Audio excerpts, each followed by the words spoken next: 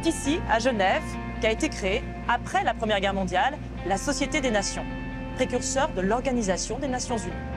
100 ans plus tard, la neutralité perpétuelle de la Suisse en fait une plateforme idéale pour débattre ensemble des moyens de parvenir à plus de paix dans le monde. Voilà pourquoi Genève accueille depuis 30 ans le forum Crans-Montana, où se retrouvent chaque année des chefs de gouvernement, des acteurs clés du monde économique et des représentants des organisations internationales pour échanger et coopérer davantage sur la scène internationale. Organisé plusieurs fois par an dans des régions différentes du monde, l'événement permet un dialogue permanent entre décideurs des secteurs publics et privés. Le forum n'a jamais été engagé politiquement dans une voie ou une autre. Il choisit simplement des thématiques qui ont trait au fonctionnement normal du monde. La mission, au départ, était de créer une passerelle entre les pays de l'Est nouvellement démocratisés, à la suite de la chute du communisme, et l'Ouest. Et notre spectre d'activité, c'est en fait l'ancienne Union soviétique, la Grande Europe, le Moyen-Orient, le Golfe et l'Afrique.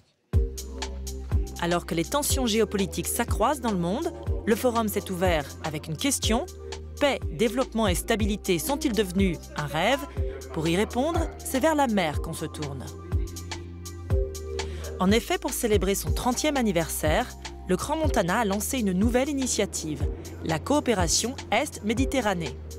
De l'Italie à la Russie, en passant par l'Azerbaïdjan, les pays de l'Adriatique et de la mer Noire ont le potentiel de devenir des acteurs clés de l'intégration et du développement économique régional. On peut envisager les voies maritimes comme des autoroutes. Elles peuvent servir à développer de nouvelles coopérations entre régions en mettant en place des outils de facilitation des échanges et d'autres systèmes de développement équilibrés. Par exemple, des investissements dans une plateforme logistique dans des zones industrielles reliées à des voies maritimes.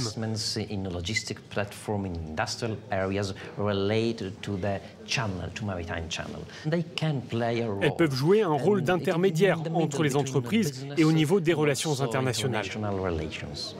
Les lignes maritimes bénéficient en effet d'un regain d'intérêt comme plateforme d'influence.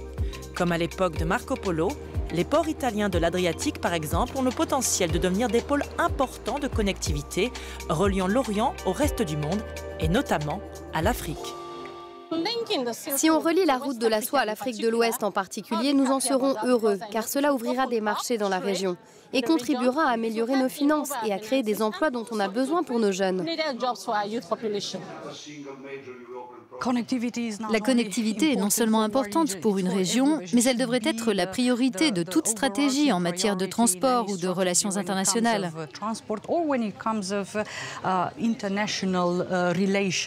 Le temps, c'est toujours de l'argent, donc de ce point de vue, réduire les délais renforcerait la compétitivité des corridors, des réseaux et des routes.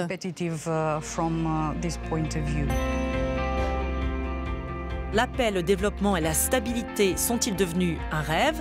Pendant que certains se recroquevillent sur eux-mêmes, d'autres font le pari inverse, celui de l'ouverture vers le reste du monde.